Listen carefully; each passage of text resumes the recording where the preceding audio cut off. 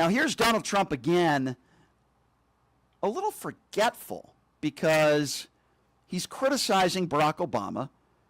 He's criticizing Joe Biden for what's transpired here in the Middle East. But we forget that in the middle of that, there was a president by the name of Donald J. Trump. I think he forgot about that. Have a listen to this. A year ago, the United States of America was a dead country. Now it's the hottest country anywhere in the world. It is the hottest. There's no question about it.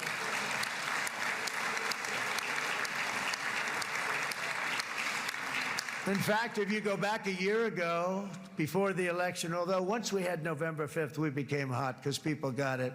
I would say November 5th was a time that we became really hot. But once you go back a couple of years, if I were in charge and the country was doing what they were, nobody was going to ask me to speak. Nobody asked Joe Biden to come up and speak, I guarantee you that. And if they did, he would have turned them down, I promise you. He didn't speak. He didn't speak, and he didn't speak well. But all of the countries in the Middle East, it could have, what we're doing now, it could have happened a long time ago, but it was strangled and set back almost irretrievably by the administrations of Barack Obama and then Joe Biden. It was, there was a hatred toward Israel. There was an absolute hatred.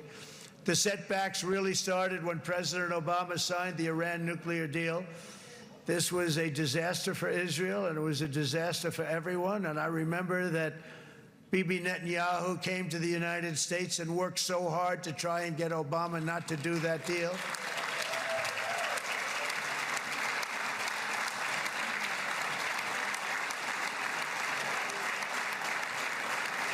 He worked so hard.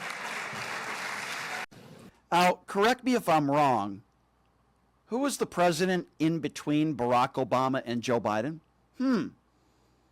Last time I checked, that was Donald J. Trump. What did he do to solve any of these issues? So on one hand, he's complaining about Barack Obama and foreign policy. He's complaining about Joe Biden. He was the president in between the two. What the hell did he do in those 4 years? Nothing. Except release 5,000 Taliban terrorists. He did do that. Let's forget about that, though, right? Here's a perfect example of an American president and what they shouldn't do. Donald Trump in real time now, meddling in the judicial affairs of other nations by claiming that Benjamin Netanyahu deserves a pardon. Have a listen to this. A good man right here. These two men are good men right here.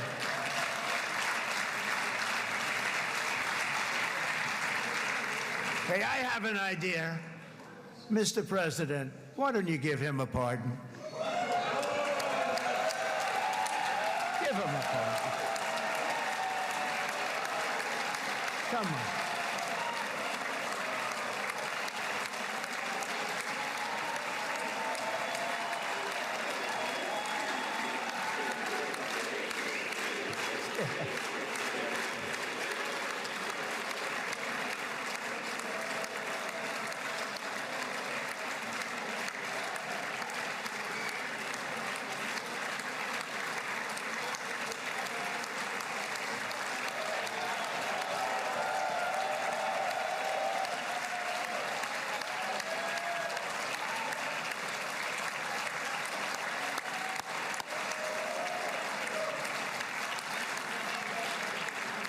By the way, that was not in the speech, as you probably know.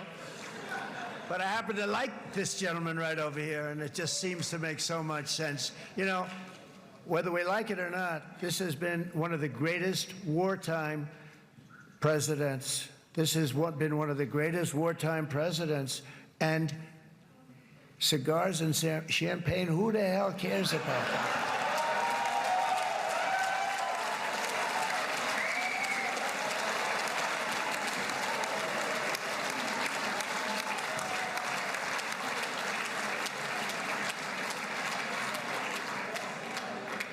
All right, enough controversy for the day, right? Actually, I don't think it's very controversial. So, you know, I mean, I see so popular. You are a very popular man. You know why? Because you know how to win.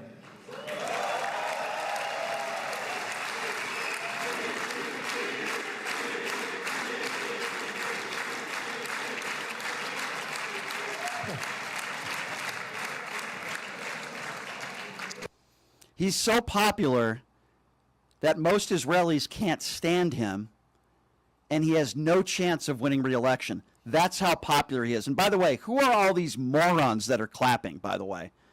The President of the United States trying to meddle in judicial affairs of other nations.